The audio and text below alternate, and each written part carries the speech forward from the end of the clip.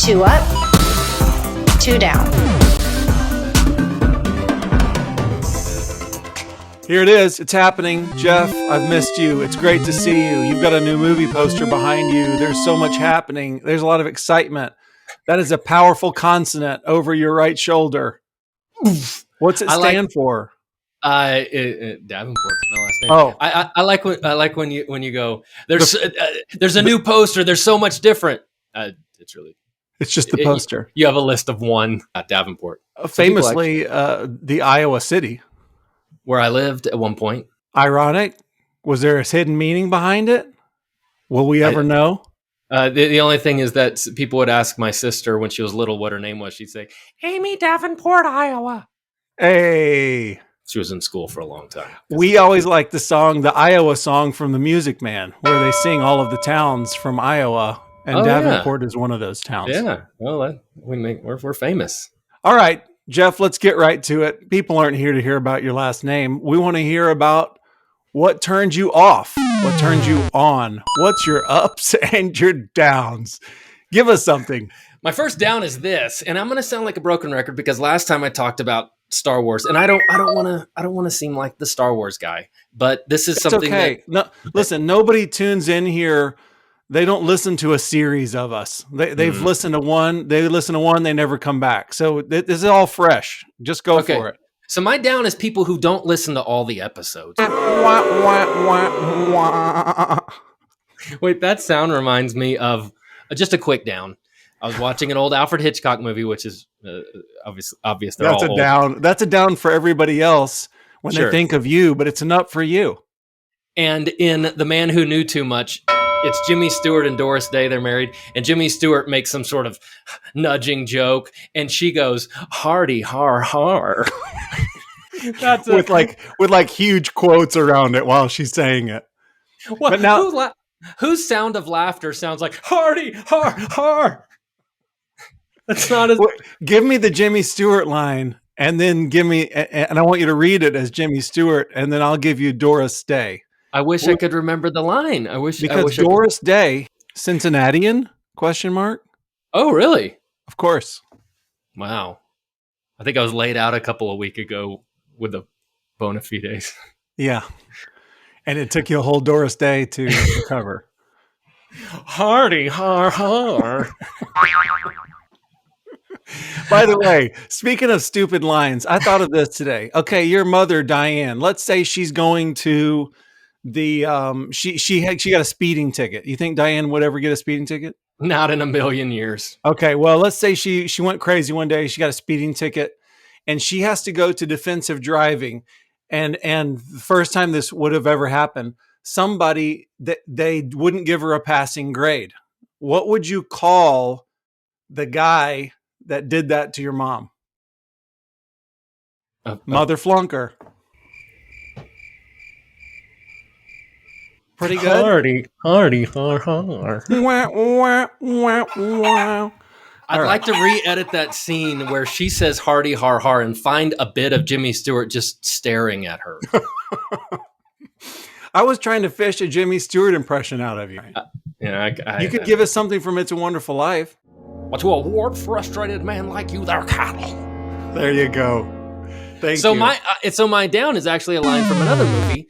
In the original Star Wars movie, I'll never call it A New Hope because it was Star Wars. In Star Wars, good for you. It was it was Star Wars for 30 years, so I think we can keep it at Star Wars. So we're built up to this moment where Obi-Wan Kenobi is fighting the Darth Vader, and Darth Vader's clearly stronger, more powerful, and he's Obi-Wan's taller. He's got broader shoulder. Yeah, and he's got wait. I love this. This is and I'm sure years later, they're like, I don't know why we did that. But on his belt buckle, it's basically a circle with a triangle coming out of it. It's a Death Star. It's like, are we supposed to think that he changed that out for every new project they had going? Whatever was the biggest weapon that the Empire used at the time, that was his belt buckle. Yeah, he was like, I'm going to need it's, you know what it's like? It was like the patch that Gene Kranz's wife would make for him every time there was a new astronaut. Yes. From the best. Apollo 13. That's great. Vader was the same. He's like, the keel is not officially laid on this project, until I've got a belt buckle that shows. Anyway, That's right. so he's I'll just also throw in here.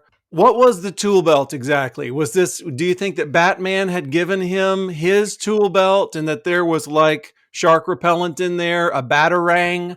What did Darth need? It was one of those things like at the baseball game when you get the cotton candy and they pop and pop out the coins. That's what he had.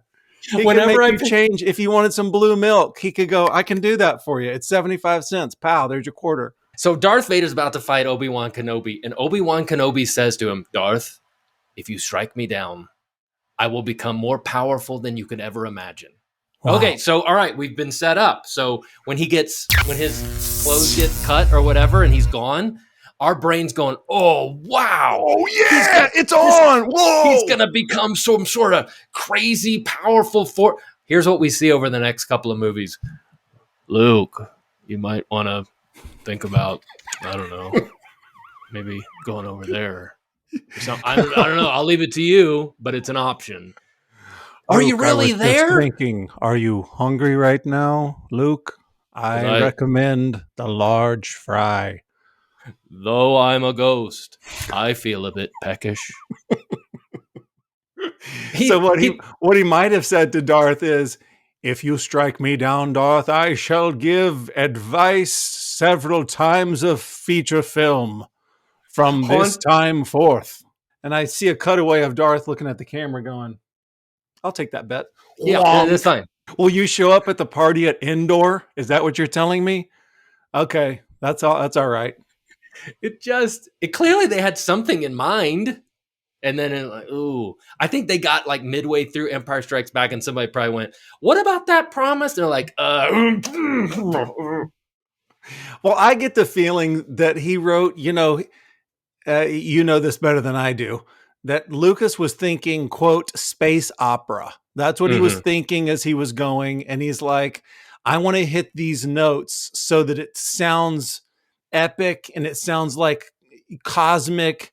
And so saying things like that, we now know, one, you don't trust George Lucas with a script, but we now know that he just wants to say things that he thinks kind of feel cool in the moment without having the discipline to tie the thread throughout the garment. So I think that's exactly right. Boo. Good down for you. Okay, Jeff, I'm going to match you pound for pound. Down for down. I'm going to come at you with a sad of my own. Maybe we'll have a sad segment and then we work our way into the happy, or mix it up. I don't know. I'm going to throw this out. You know what makes me sad? Much like old Ben Kenobi says, it's a false promise that's made. Ooh. And you and I were men of truth. We don't care for false promises. That's right. Here's a false promise that you and I see every day of our lives. Ready for it? Mm-hmm. Freshness seal. We're told these pills are fresh pills. These gummy bears, these are the freshest gummy bears. We're told this bag of frozen peas, you can't imagine how fresh they are. These freshness seals. And the idea is like, one, you have to fight through these things. So like, I can't stand it when you get a new ketchup bottle. Oh, of course. I mean, this happens to me every single time. Okay. Oh yeah, the ketchup doesn't work. Oh, why doesn't it work? Oh, because there's not just a lid on it. There's two lids on it. And the lid that they have vacuum sealed with epoxy, automotive quality epoxy on here, that's just as big as the thing. Sometimes you get a nice little tab that you can lift that off easily, maybe on a mustard, not on a ketchup. It's sealed in there. There's no way to get off. So you must break the seal by jabbing your finger through it. And sometimes that's metallic, this freshness seal. You've got to work your way. I'm thinking of peanut butter right now. Yeah. I'm thinking of almond butter, where that you can take those little tabs on the end. Guess what you're going to do? You'll rip off the paper part of it. You won't rip off what's actually sealing it together. So you must find a knife or cutting utensil or hazard, as you say, jamming the finger until there's some kind of injury through here. And then you take it off. Oh, I am enjoying the freshness of this ketchup, unlike any other. You can smell the vines when you, that must be Northern Italy that I smell in this ketchup. The freshness. And I'm now taking a men's multivitamin, and there's a frickin' freshness seal on the pills. Yeah. Someone tell me which pharmaceutical is going to become stale. Now oh, hold on a second. Is that vitamin A? That tastes a little off. Would you check the expiry date? Like a milk carton on my pill? What are you talking about? I don't know. I don't know what the racket is with freshness seals. I don't know what they're trying to accomplish, but it's a regular frustration I contend of each of our lives. And to me, these are some of the most interesting one downs for us is when I describe the freshness seal and you and I are going, yeah, that's a frustration. You know what? That's right. Well, this is the one. This is why we come to one down, so we can commiserate. And when I open the peanut butter or whatever in our house, sunflower butter, when I get the lid, the fresh seal off, I can't be done until every bit of that seal is off. I don't want extraneous detritus. I know the feeling. And sometimes there's still going to be a little foil remnant around, and there's no way to get it off. Excellent down. Thank you. The freshness seal. You know what makes me Let's go. Makes me sad? Yeah. The last 20 minutes of Lassie Come Home. What makes me sad? That's an old. It's funny that you mentioned Lassie. I was just thinking today, I talk to my dog in front of other people, and I'm regularly making a reference to Lassie in front of Lassie is so old. I don't know that I've ever seen a full episode of Lassie. I might have seen one when I was 4, but I know that nobody that I'm around understands what I'm saying to my dog. If my dog ever, look, my dad is a man of one-liners. So if a bug hits a windshield while we're driving, I know what he says. Yeah. What does he say? Well, that took a lot of guts. Yeah, he'll say it took a lot of guts to do that. There's standby lines. I've got a standby line that if my dog barks and you don't know why he barked, I'm going to say, "Trouble, girl? Trouble at the old well?" That's what I say. And I think to myself, I always think that's cute. I think that's clever. Sure. And I don't think I've ever met. I was thinking, this is why I was thinking, I need to be around 75-year-olds, because if I can say that joke in front of them, they'll go, ho, ho, ho, ho, like you understand what he's saying. That's the joke. It's as if I understand what the dog's saying. I'm sorry, Jeff, back over to you. I'm picturing your friends going, I'm not sure where the old well is. What? Yeah. What you think there's are there wells in Texas, or why would he say that? My big beef is the Oscars. Oh, The Oscars, topical. The Academy, they suck. And I'm bringing this without a cohesive line of reasoning why they suck, more as a topic of conversation. But I'll say this. For you and I hopefully I speak for both of us because I can. Okay, I'm willing to go there. Growing up, I'm co-signing before I know what you say. I'm signing my name. Go for it. That's dangerous.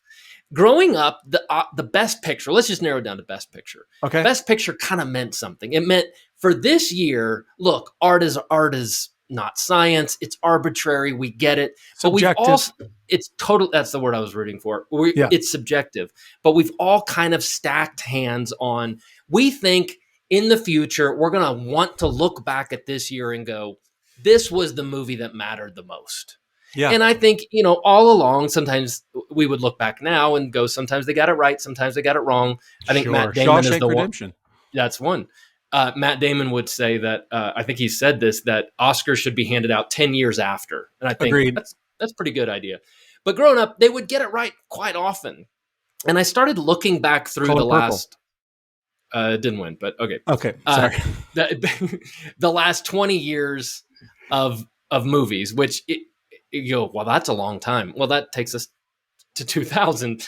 And the list is terrible. It's a terrible, terrible list.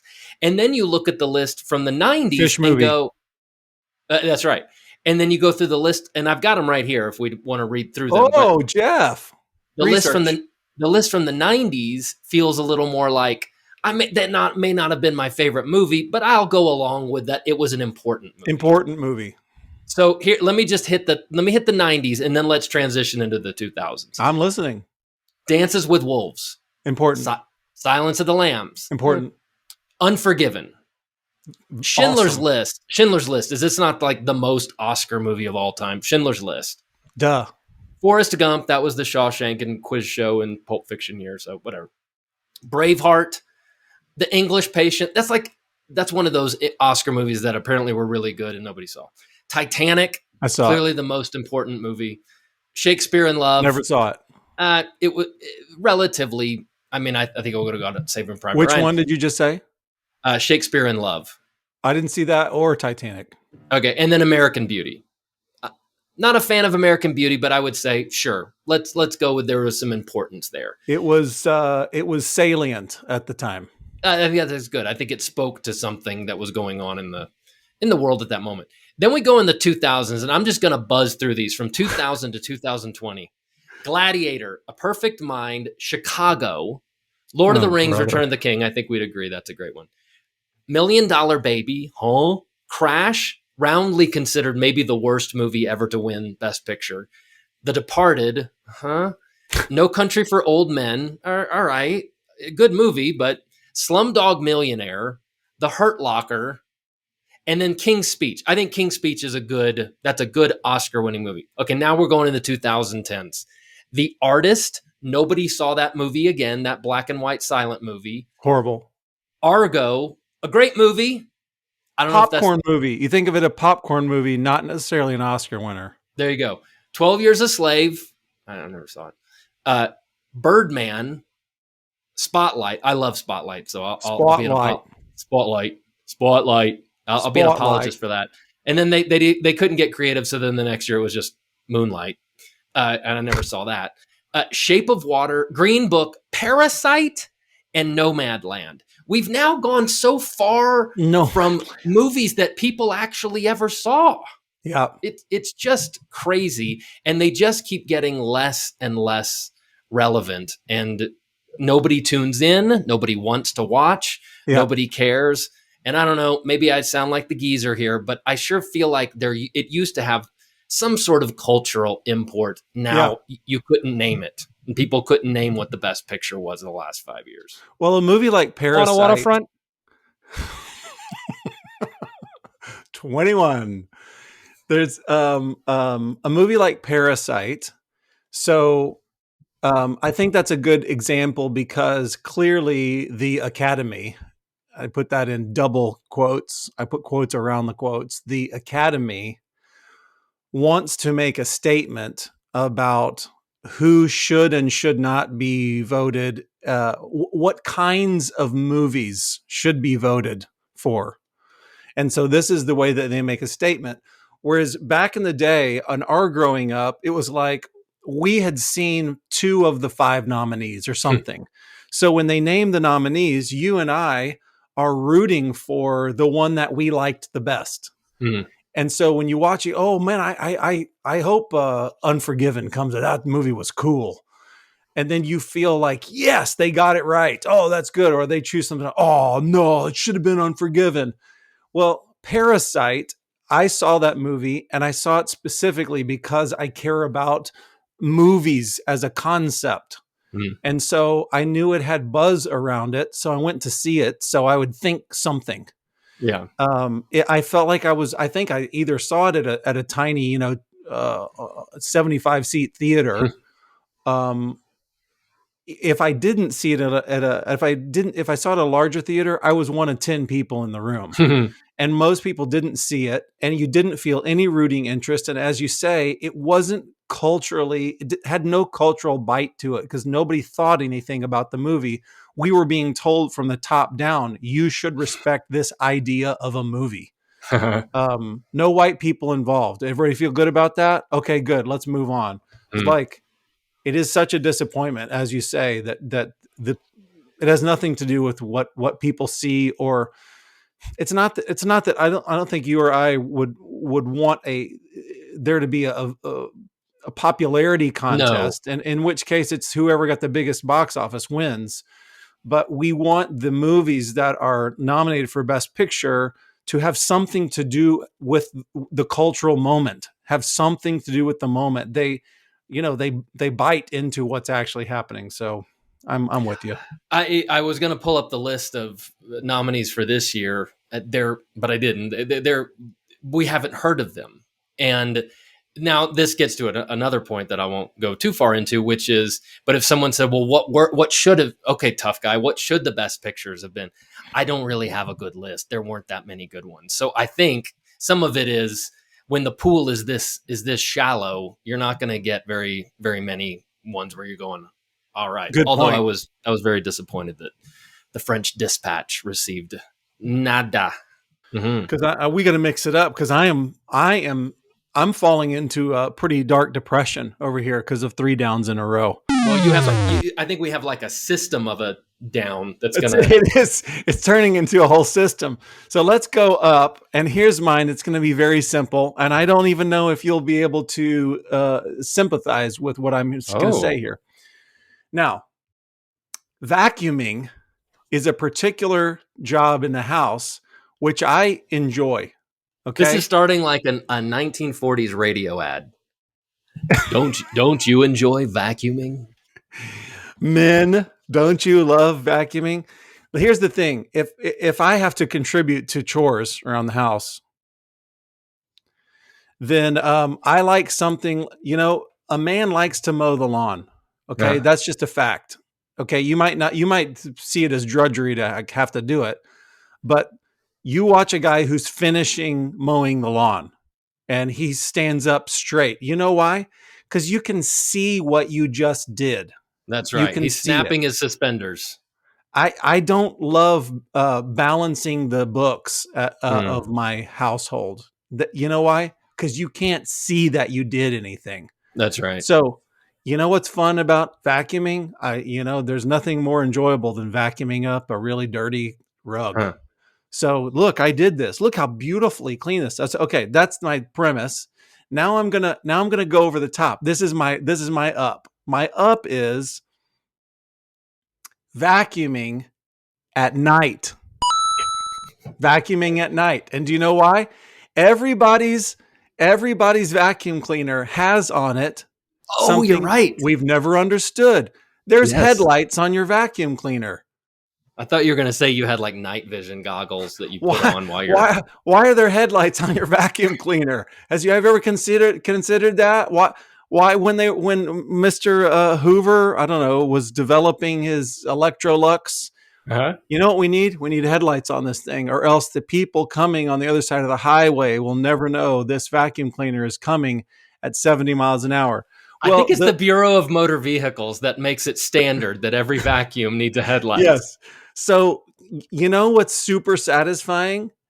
Okay, I don't know if most people are like me. This is not an interview I conduct with people. My vacuum cleaner has 2 things on it. You can do the one where the head is spinning and the suction is happening.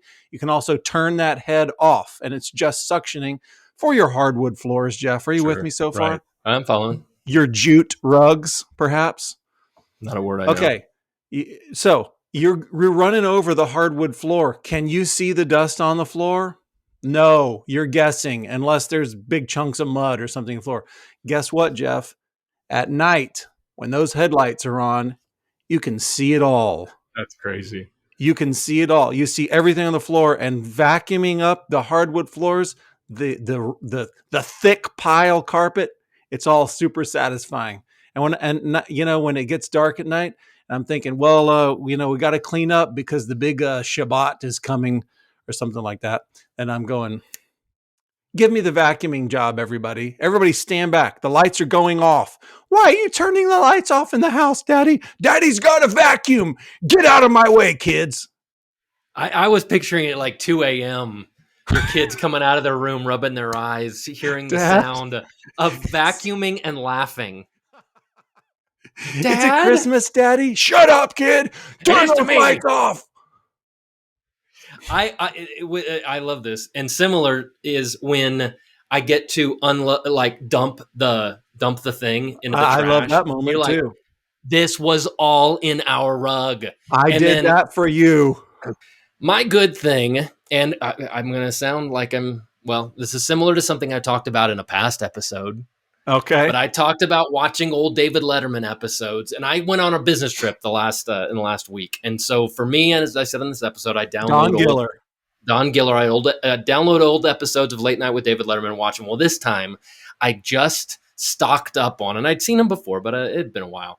Yeah. I just stocked up on clips, collections, supercuts of Chris Elliott bits, Chris Elliott bits, and so again, I'm bringing this as a discussion point because maybe you can help me sort through this. Now, some of you may know that name because you watch the terrible Schitt's Creek show, and I don't have time to go into why that's a bad show and you shouldn't be watching it because it's not very funny. You shouldn't say the title of it in mixed company. Well, that's definitely true, and I think that's what they love when they came up with that title. They're like, "Oh, they love it. Oh, we're so naughty."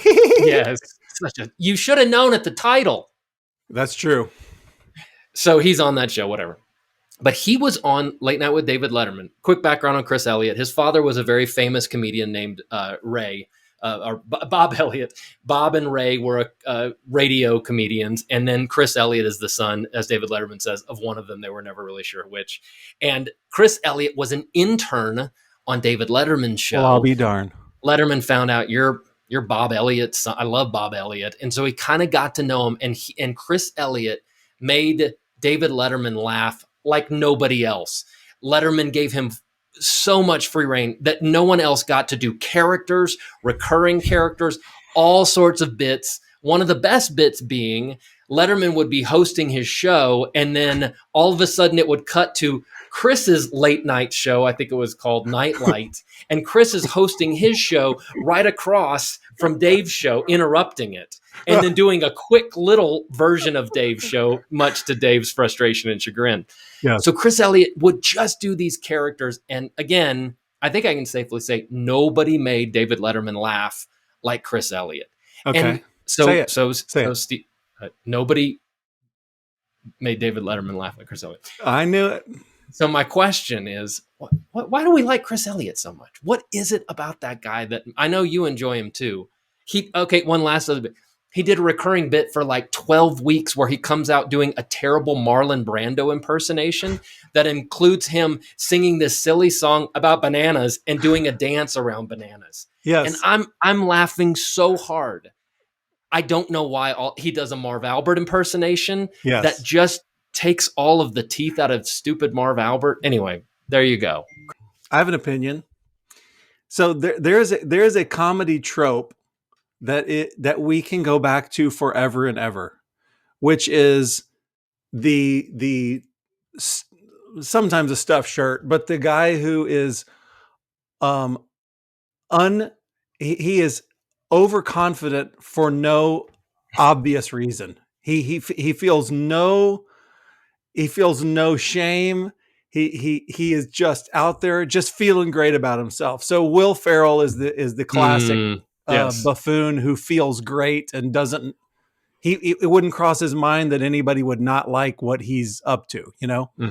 So this is what I remember seeing in Chris Elliott, which is he strutted out there as a 23-year-old or something out onto a soundstage at NBC Studios, acting like he was the most important TV star. And everybody's like, "You're a goon. You're 23 and you have almost no hair left. You are dumpy looking. You're not attractive." And he would just walk out there with this confidence, and you're just like, what's up with this guy? There was something similar that I'm not a huge fan, but I remember him as a teenager kind of coming onto the stage. Jonah Hill had that same kind of vibe where it's like, yeah, of course I belong here. What's going on, everybody? And everybody's kind of staring at him like, wait, what do you think we think? You know, what do you think?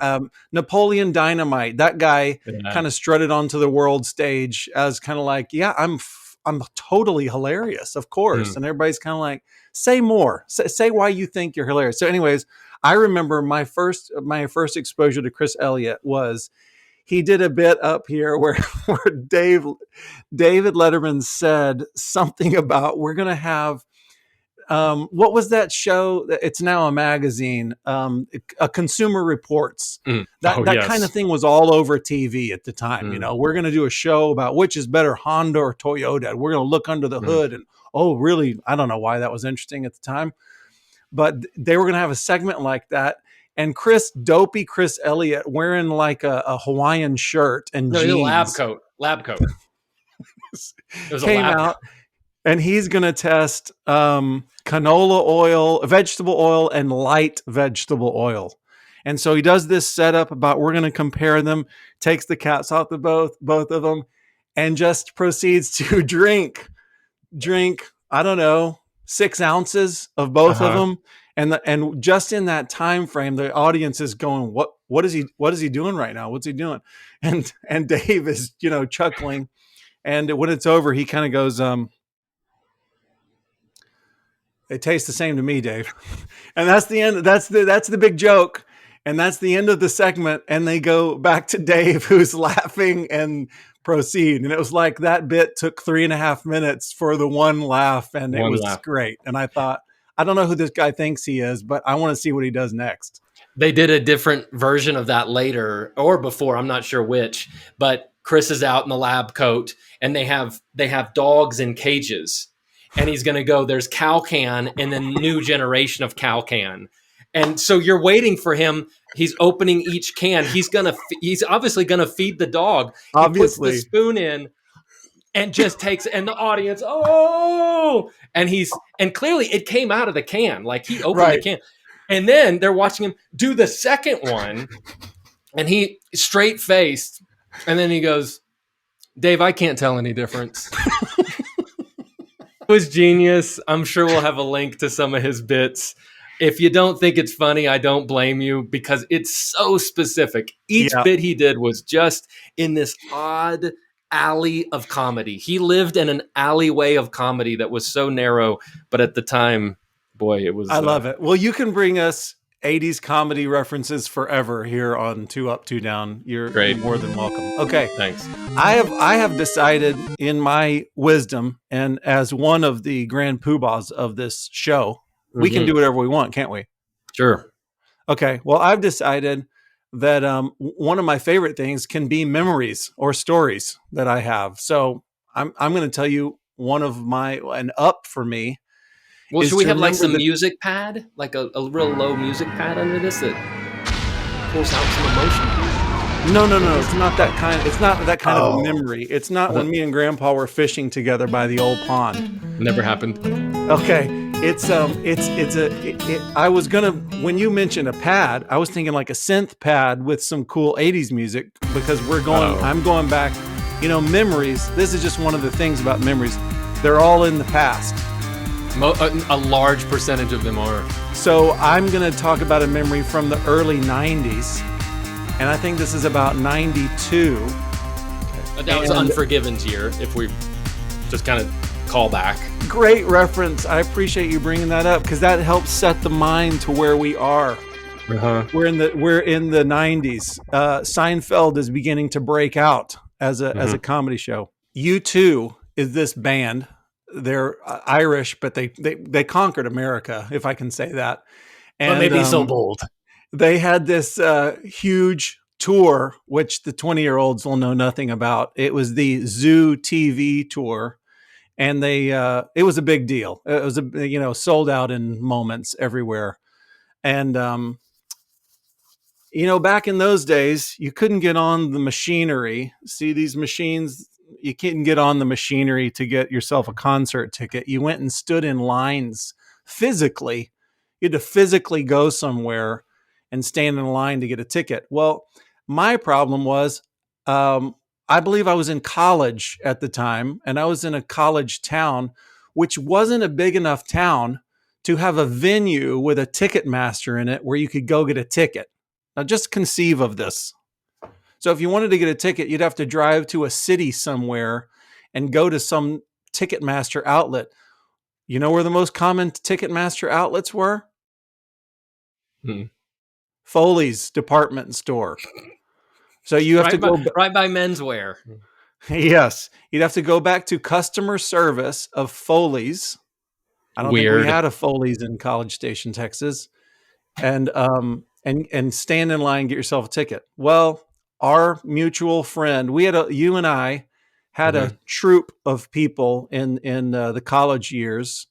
Among them, Ronald Foss of now the Dallas Mavericks, huh? Ronford Fosgate. Ronford Fosgate, that's the guy I'm thinking of. And in that same troop, there was our friend Rhonda. And Rhonda was just a great girl with an even cooler mom. I felt like sometimes it was like, we're at Rhonda's, hey, where's your mom? Is she going to hang out and play games with us? Or what's the deal? What's Karen doing? Who, by the way, wanted us to call her Karen. Oh, that was unusual, huh? That's right. Very unusual. I would never have called your mother Diane. Unthinkable. Well, it's not her name, so that's probably why. I would never call your mother Susan under any circumstances. I would just never do it. So, anyways, Karen was a good hang and always provided food for the high school and college kids. Bless her. Anyhow, Queso Karen, and she was also a fan of the. Do you know what I'm going to say? Ronnie would know the answer to this question. No, Always a crock pot full of Little Smokies with barbecue sauce on them. Oh, wow. Always. Man. So it was like, oh, the high schoolers are coming over, dump, crock pot, bam. And we're like, are the little weenies hot yet? Nope. Gonna have to wait 10 minutes. Okay, that's fine. Man. Anyhow, Karen went one day during school and she stood for 2 hours at the Foley's to get the crew as many U2 Zoo TV tickets as she could. And I think she was able to come up with 8. And then just out of the goodness of her heart, presented those to her daughter and said, invite your crew. And so I remember strolling up to the erstwhile Summit in Houston, Texas. Doesn't exist anymore. It's where the Rockets played, the Summit. You know what I like? This could be, I could talk about this for a while. I know where you're headed already. I like it when the team that's playing in a venue and the name of the venue coincide. I like it when they go together, where there's a theme. I also like it when one city has the sports teams in a town are on a theme. I totally agree. That the Pittsburgh teams were black and gold. That was the case when I was growing up. You had the Pirates, you had the Steelers, and you had the Penguins. I was just thinking this the other day. That's so funny you mentioned that. It's great. That should be true for every. But then, So what is Houston, Texas? It's the NASA town. Mm-hmm. So what did you have? The Astros and the Rockets. Yeah. Now the Oilers. Okay, that was salient to the area. I'll give you that. But it should have been another NASA word. It should have been the orbits or the, I don't know, cosmos. I don't care what. Mm-hmm. Anyhow, cosmos. Summit. It was at the Summit. I got to strut up, have had these great seats to see the UTV tour. And the whole time I was thinking, I think about every 10 minutes I would lean over and say to Rhonda, what about Karen Harpole, huh? What about that? This is all right. So that's a good memory. That's an up for me. That was when I first learned the meaning of obstructed view. You got some good tickets? You got some cheap tickets, Jeff? Apparently they weren't that. My buddy got them for us. And let's just say you can sit behind the band. I feel like I sat in, I don't remember the concert offhand, but I remember getting, the Police, cheaper. You and I, the Police in Cleveland. And we sat behind the band. And I kept thinking, this is so much better than sitting behind the band when I saw U2. Well, yeah. I mean, they kind of played in the round, and there was no obstructing backdrop. With U2, right. I'm sure there was a backdrop that covered the whole stage. Yes. And what I'm about to bring in is an up that you introduced me to some time ago. I'm glad to hear it. It just makes me sillily happy. Good. And we're staying on the music theme here. And these fellas, listen to them a lot, listen to them with my daughters. They love singing their songs along in the car. We know it's daddy time when we're in the car. Jackson 5. And we're listening to Vulfpeck. Vulfpeck. So how did you discover this small little band, Vulfpeck? Don't remember. Next So question. they are consummate musicians. They love the idea of music. Aren't they from the University of Michigan? Is that right? I think that's right. They've got a core group of people, and they just love the sound of funk and old 60s R&B music. And they have a couple of key players who come in to sing sometimes, who I don't know if they're technically in the band. I don't know if anyone's technically in the band. Their lyrics make no sense. They're all over the place, but they're never offensive. They just don't make much sense. Yeah, But they're just these having guys, and that's it. They're having fun, and we're having fun listening to them. I remember years ago, Stephen, you had said there was there was a Christian duo, and you were friends with them. They were fairly famous in that world. Yes. And they said, let's drop some names. It might get us some clicks. Oh, Or are you gonna say something terrible about them? no, Shane and or Shane. Shane and or also Shane et al. Yeah, Shane et al. And I think you said that they said, we're always going to smile for the photos that we're in because doggone it, we're making music for a living. We're not all serious about it. We're having fun. Like that's what we do. And I think that's borne out that these guys, every time you see an album cover, they seem to be, hey, we're having a good time here. Everything's fine. And Vulfpeck, they're having a good time. Everything's fine. They are living it up. And I love them for it. Every video they come out, these guys, I guess the main guy, came up with their own font. He's one of these guys, this group, I think, they're being creative for creativity's sake. And the output is always high quality and very fun. Yeah. I'm trying to think of the name of that song where the video is just the guy walking down the sidewalk the whole time. It's, oh gosh, what is that? Yeah, I know what you're talking about. Speedwalker. Yep.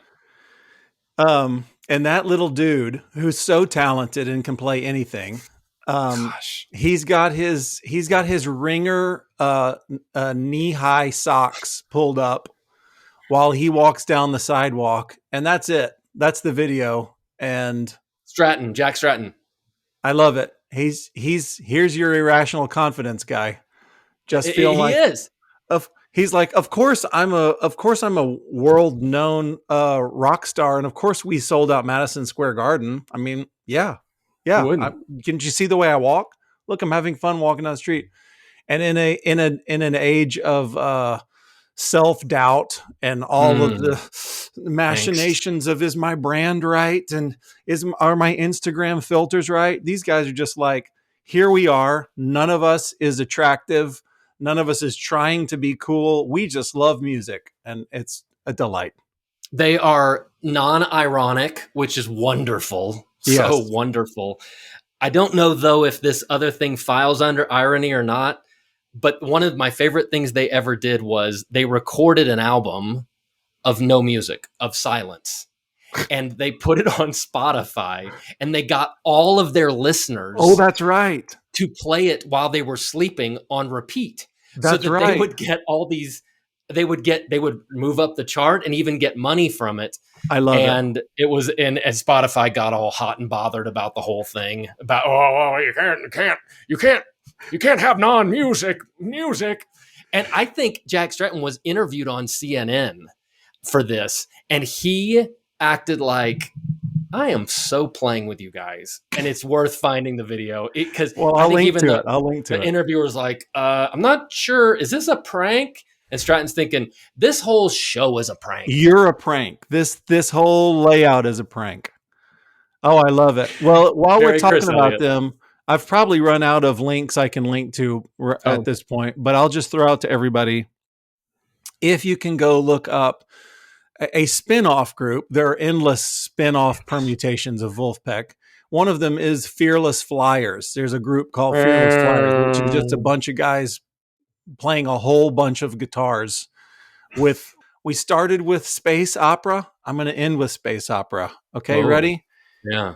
You know what franchise I love, by the way, and this ages us. I don't know how we could age ourselves any more than Lassie, but you know what ages us?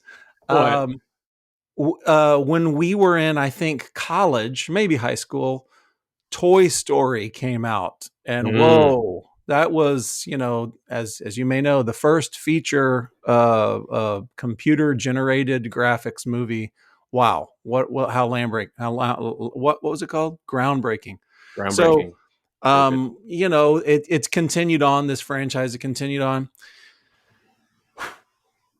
You know what brings me down, Jeff? I know where you're headed with this.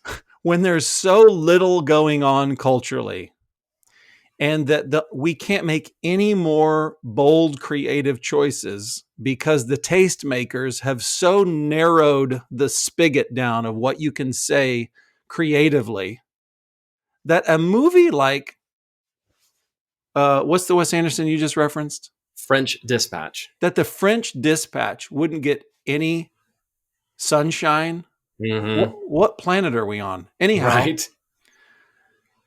And the culture makers have so narrowed the conversation and so stripped us of good, fun, clean, open creativity, that the most creative thing that we can think to do is to make a backstory for the Joker from the Batman series. And we think, now this is high cinema. This is artistic.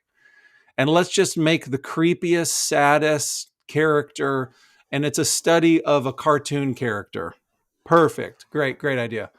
Well, here we are at taking some family movie about toys. And what makes me sad, I'm working my way up to it, is the new trailer that I've seen for the new Buzz Lightyear backstory movie. Jeff, we're talking about a cartoon that's about a toy, a movie that was made for 9-year-olds. And now we're taking the backstory of this cartoon about a toy, and we're going to give this a serious treatment that is supposed to actually, you can watch the trailer.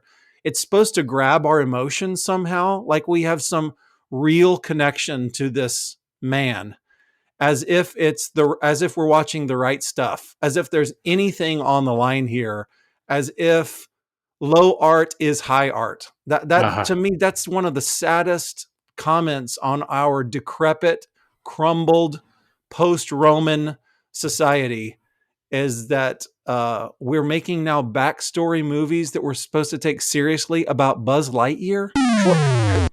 What a comment about our culture and how bankrupt it is. And we're just scraping the bottom of the barrel because nobody has anything meaningful to say about humanity or God or life. Or it's just sad to me. So that is well and truly a down for me, because it's not just a head scratcher.